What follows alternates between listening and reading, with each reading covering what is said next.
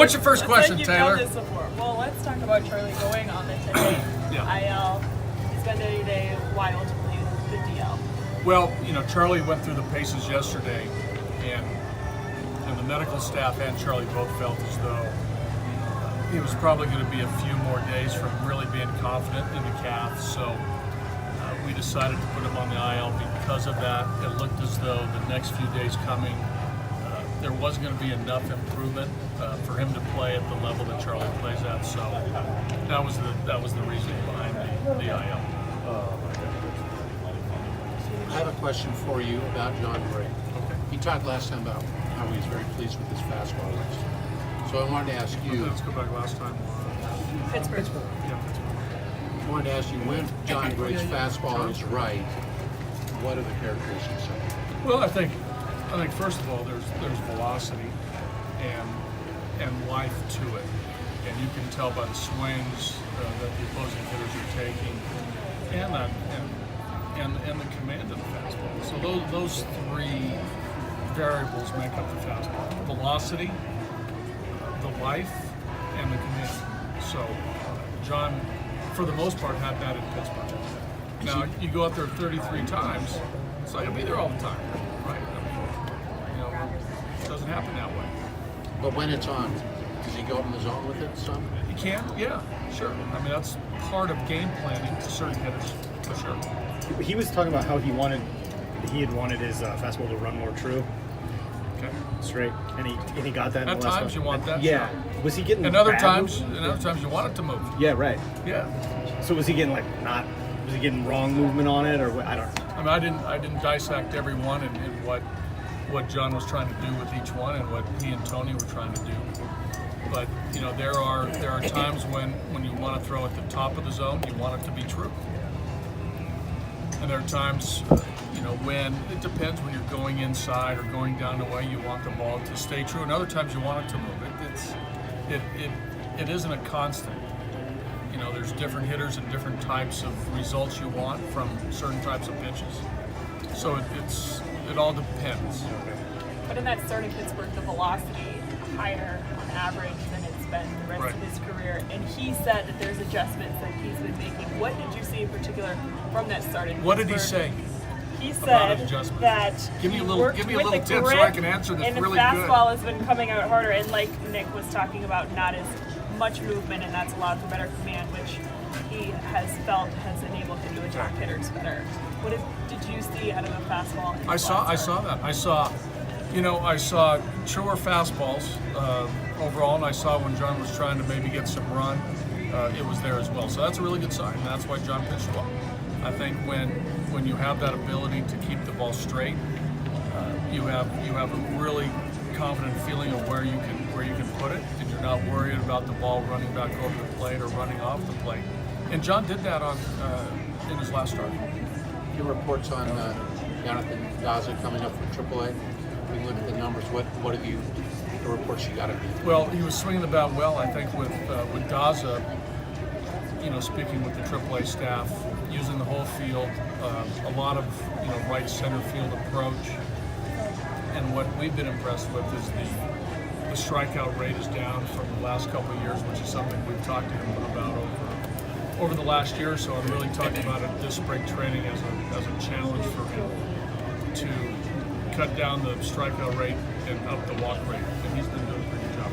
He also talked about now that he's seen the big leagues, he's better able to maybe slow the game down when he gets back here. Did you see it running a little quick for him the first time? Well, I think that's natural for a lot of players, and he self-admitted that. So, that's a good job of self-evaluation. We talked about this this morning. His ability to now come back up here after being up for a short period of time and playing the game more poised and more calm, but yet with an energy that he possesses. So hopefully that plays out when he does play. And 3 games with Tapia at the top of the lineup. Do you see him maybe slowing it down a bit?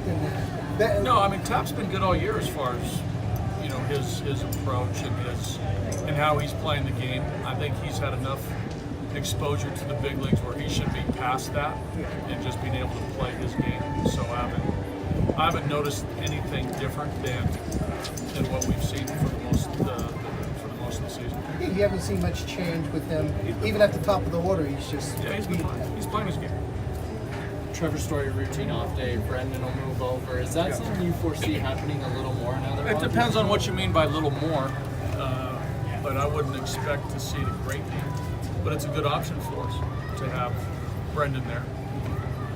You know, I think as the season moves into the, to the meat here of the summer, and we get into, this part of the season, you can see potentially a day off from starting for Trevor and potentially Nolan and a lot of our players.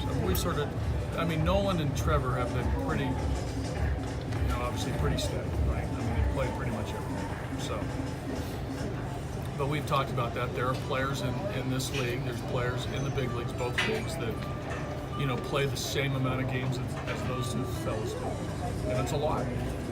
But there's time when they need to not start a game, and this is one of those games tonight for Trevor Story. Is that a planned day off? Usually, guys say schedule. Schedule. Let's just plan. The reason I ask is because he's got a pretty good history against Greinke. So that's the overall 4-year history against Greinke's been good. The last couple of years or last year, but I don't think it could have been. It could have been Jake Shapiro pitching. He was not going to play. See here. That's why he's not he's over there warming up. He's getting ready for Belmont Rapids now. We talked about it a couple of days. We talked about this in advance on this particular thing. So it could have been anybody. I'd love to see that. It could have been. He may write himself back in the way. It could have been Brandon Webb or Randy Johnson. But no, he was not going to play today. So it really had nothing to do with Greinke. What are some of the unique challenges of facing a guy who's that good, who you've also seen a lot? Who's that, Randy Johnson or Zach Greinke? Well, either, I suppose, but today it's Greinke, so that's... Well, no, he's been one of the best pitchers for the last decade in all of baseball. So the challenges are, you got to stay true to your approach. You have to be aware that he's so good at changing speeds. He commands the ball. You just have to be ready for 3 or 4 pitches that are going to be in and around the strike zone all the time. So it's a difficult challenge because he does what a pitcher's supposed to do.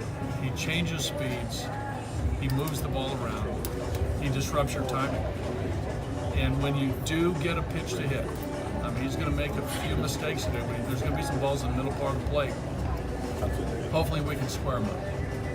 And we got to fight with 2 strikes to put the ball in play.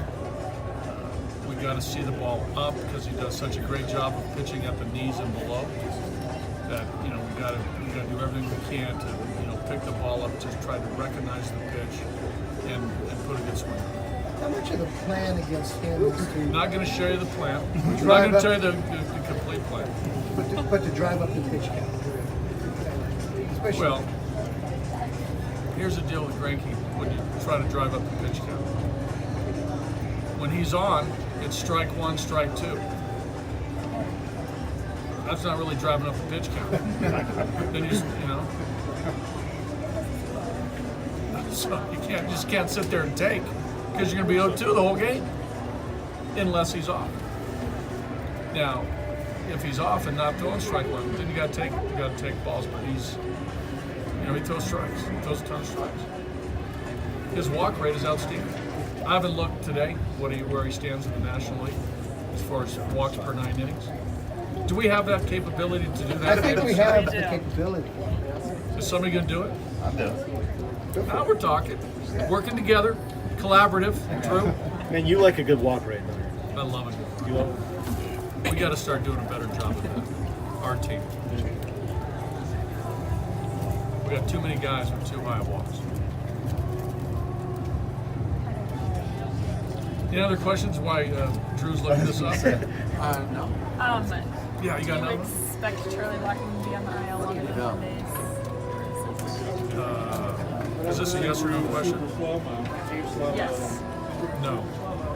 Have I said super slow? I'm gonna say no. Okay. Memorial Day is But usually. hey, but if I'm wrong, you gonna call me on No, it? I'm not going to call you on it. Do I ever call you on things? I don't know. No, you don't, I right? don't. No, you don't. Thank you. But Memorial Day is the first time you're supposed to look at the standings. For you, is that? Is We this are. I look day- at the standings every day. I look every day. So you just started. You were early. Yeah. Okay. But for you, is that a tent pole for you at this time of the season? Well, yeah. I mean, the standings always give you a pretty good read of where you are in the standings. But I do know that there's a lot of baseball left to be played, as proven by just as early as last year, right? For a lot of teams. So, but the standings part of this is, the standings are reality, right? Today, we know that over the next 100+ games, we have to win more than we lose. So, I mean, that's our overall big picture challenge. But the most important thing is today's game. We got to really try to win this one, and we're going to try to really win this one. Okay, what'd you come up with? Greinke's walking 1.1349. That's second best in the majors, behind only Hyun Jin Ryu of the Los Angeles Dodgers. There you go.